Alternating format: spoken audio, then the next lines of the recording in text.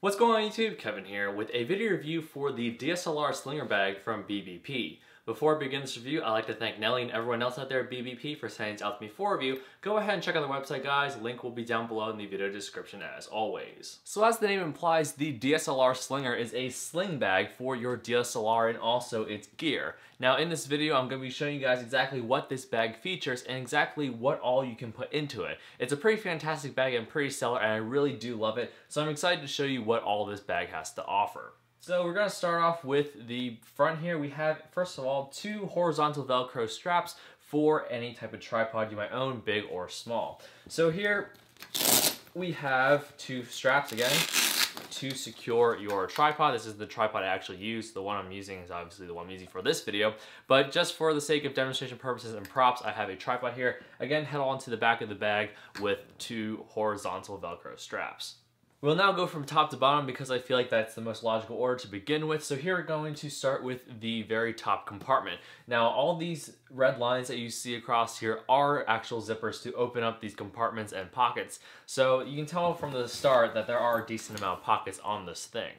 And we're going to start at the top. Now this, you'll notice, is more rectangular. It's not really like a thin rectangle. It's a lot more square than the rest of the pockets. And because of that, this is supposed to house slightly, things that aren't as long, but they're a little bit taller. And what I have you can fit in here, first of all, I have a smaller extra DSLR body. Right here I have a Canon Rebel XS, which is a very entry-level DSLR. It's very small for the body, that is, but you can still fit that in here. What I have written that you can put in here, besides extra camera bodies, you can have microphones. I usually put my Rode VideoMic Pro into that pocket there, but you can also put things like lenses in there that are somewhat not as long again, but they're somewhat bigger, tilt-shift lenses, fisheye lenses, wide-angle lenses, and things like that. So the middle compartment on this DSLR Slinger is actually a lot longer than the one at the top and thinner, which means it's supposed to be made for lenses. Now this does look very thin on the outside, but I can guarantee you it will expand to fit any type of lens. But this is made for a medium to long range zoom lens, so let's say you have a 24 to 70 f2.8 or you have a 70 to 300 f4 to f5.6 or something like that. Those type of bigger zoom range telephoto lenses will fit in this compartment, but you don't have to put that in there. You can put any type of accessories. I currently have here, because I don't have a really long range telephoto lens, I just have my smaller lenses that I don't have mounted on the main DSLR body. So what I have here is, first of all, it's not actually a lens. I have my charger. I have the charging cable for my charger and the battery charger for my DSLR. I also have two lenses in here. I still have my standard 18 to 55mm f3.5 to 5.6 kit lens, so I have that. And I also have a 50mm prime f1.4. So again, you don't have to use this for just one long telephoto lens. You can put smaller accessories in here and just kind of stack them up. This pocket is relatively big and it's really deep too, so you could even double layer if you really want to. I wouldn't recommend that, but you could put one layer and then a thinner layer on top for smaller accessories that might fit on top of that. Next on the DSLR Slinger, on the outside, we have this zipper right here, which exposes a flatter, thinner compartment. And this is for things like, let's see what I have in here. I have a spare shoulder strap for the camera that is currently inside this DSLR Slinger, an extra shoulder strap or neck strap, whatever you call that thing.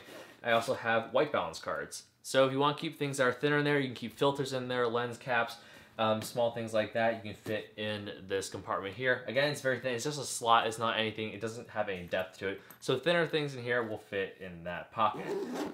So the next compartment on the DSLR Slinger that I'm going to show you is the main compartment right here, this behemoth. This is where you store your main DSLR with the lens that you plan to use a lot, either the most versatile lens or your longest zoom range lens, because this does have the deepest pocket to accommodate for a really long telephoto lens, like 9 inches, which is pretty darn long. So we're going to unzip this compartment, and you'll notice that it looks exactly like a top loader because it essentially is a top loader. And right here, I have a Canon 6DD with a 24 to 105 f4L lens on it. So this is a decently sized camera lens system. Now this pocket here can accommodate for anything from the entry-level DSLR to the larger full-frame professional cameras. And if you have something like the Nikon D4 or the Canon 1DX, I could probably say that it would fit in there even though I don't have this, just because this pocket is so huge. And if you have, say, a camera like the Canon 60D or a entry-level DSLR, you can put a battery grip on your camera as well, and it will still fit, because when you shove this in here, you still have a good inch or two, give leeway between, you know, having it be, you know, really tight in there. So you can put a battery grip on your DSLR and then still push it into this pocket and it will still fit. So very impressive that this DSLR Slinger bag holds that much.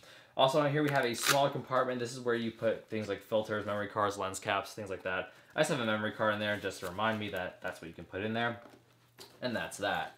On the bottom of the DSLR Slinger, there is another pocket here, and this isn't really to carry your own stuff, but this is to carry something that came with the bag. And what am I talking about? Well, this is a raincoat. So in the event that there's a heavy downpour outside or it's raining or you know that it's going to be wet where you're going, there are 2 buttons on the bottom and 2 on the top and 4 corresponding, you know, buttons on this thing that you kind of snap on the top and the bottom and you stretch it over and it will protect your gear in case, you know, there's a rainstorm or there's a typhoon outside or what have you, whatever situation.